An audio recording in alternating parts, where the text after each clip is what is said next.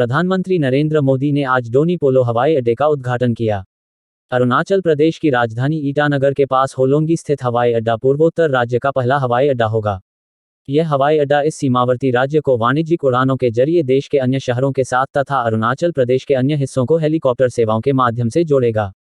अनुमान है कि यह क्षेत्र के करीब 20 लाख लोगों को सेवाएं मुहैया कराएगा और संपर्क, व्यापार तथा पर्यटन को बढ़ावा देने में मदद करेगा।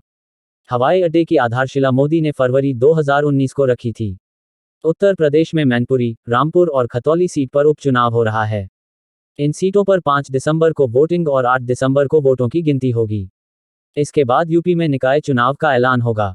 इसको देखते हुए यूपी के ADG law and order Prashant Kumar ने पुलिसकर्मियों की छुट्टियां रद्द कर दी है। प्रधानमंत्री नरेंद्र मोदी आज से शुरू हो रहे अपने गुजरात दौरे में अगले महीने होने वाले विधानसभा चुनाव के लिए भारतीय जनता पार्टी के प्रचार अभियान के तहत राज्य के विभिन्न जिलों में रैलियों को संबोधित करेंगे। आज शाम को वलसाड जिले में एक रैली को संबोधित करेंगे और कल भावनगर, अमरेली और जूनागढ़ जिलों में 4 रैलियों को संबोधित करेंगे। दिल्ली प्रदेश के मंत्री सत्येंद्र जैन, जो कि मनी लॉन्ड्रिंग के मामले में दिल्ली के तिहाड़ जेल में बंद हैं, और इन सब के बीच बीजेपी के द्वारा एक वीडियो जारी की गई है जिसमें देखा जा सकता है कि सीसीटीवी वीडियो में एक शख्स जेल के अंदर सत्येंद्र जैन की मालिश कर रहा है। आरोप है कि आपके मंत्री सत्येंद्र जैन को तिहाड़ जेल के अंदर स्पेशल ट्रीटमेंट दिया जा रहा है। अमेज़न के सीईओ जेफ बेजोस ने चेतावनी दी है कि आने वाले दिनों में मंदी आ सकती है, इसलिए उपभोक्ताओं को बड़ी खरीदारी करने से बचना चाहिए और इस पर विचार करना चाहिए। उन्होंने कहा को मेरी सलाह है कि टेबल से कुछ जोखिम कम करें। यदि आप खरीदारी करने जा रहे हैं तो शायद उस खरीदारी को थोड़ा धीमा कर दें। उस नकदी को रखें और देखें कि क्या होता है। यदि आप एक बड़े स्क्रीन वाला टीवी खरीदने पर विचार कर रहे हैं तो आप प्रतीक्षा कर सकते हैं और अपने पैसे रोक सकते हैं और देख सकते हैं कि क्या होता है। मेटा के सीईओ मार्क जुकरबर्ग ने व्हाट्सएप के यूजर्स के लिए एक नया अपडेट जारी कर दिया है जिसके जरिए व्हाट्सएप बिजनेस ऐप में अब किसी ब्रांड या बिजनेस को सर्च करने की सुविधा मिल सकेगी। इस समिट में बताया गया है कि यूजर्स किसी ब्रांड और छोटे बिजनेस के बारे में व्हाट्सएप पर सर्च कर सकेंगे, चाहे वो कैटेगरी की लिस्ट के जरिए किया जाए या इसके सर्च के लिए नाम को टाइप करके इसी खोजा जाए। इसे ब्राजील के अलावा कुछ और देशों में भी लॉन्च किया गया है।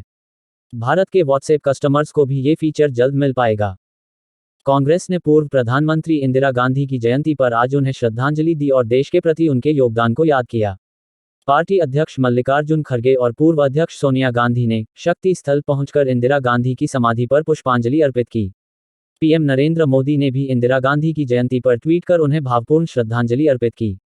देश की पहली महिला प्रधानमंत्री इंदिरा गांधी का जन्म 19 नवंबर 1917 को प्रयागराज में हुआ था।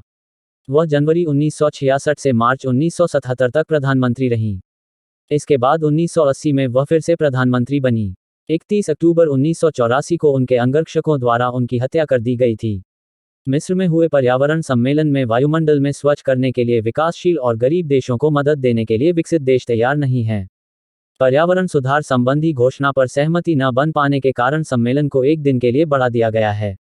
विकसित देशों ने 2009 में सिद्धांत रूप में आर्थिक और तकनीक सहायता देने का प्रस्ताव स्वीकार किया था, लेकिन विकसित देशों ने उसे देना शुरू नहीं किया। अब वे उस सहायता पर चर्चा भी नहीं करना चाहते। तेल और गैस का उपयोग चरणबद्ध तरीके बंद करने के प्रस्ताव पर भी विकसित देश चुप हैं।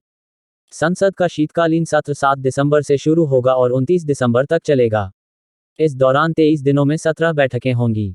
भारतीय पुरातत्व सर्वेक्षण ने आज से शनिवार को स्मारकों में लोगों के लिए प्रवेश निःशुल्क कर दिया है।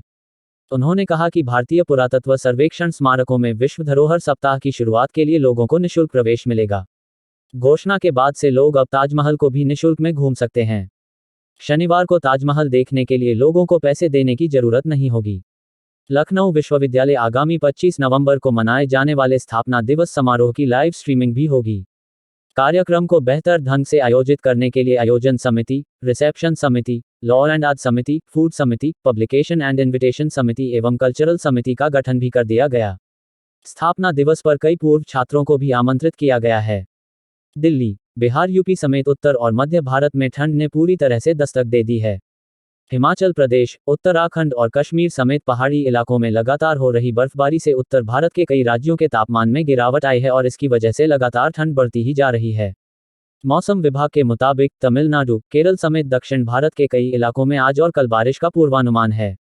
वहीं 21 और 22 नवंबर को आंध्र प्रदेश, रॉयल सीमा, तमिलनाडु, पुडुचेरी और कराईकल में जोरदार बारिश की संभावना है। यूपी बिहार समेत उत्तर भारत के कई राज्यों में 2-3 डिग्री सेल्सियस तक तापमान में गिरावट आ सकती है।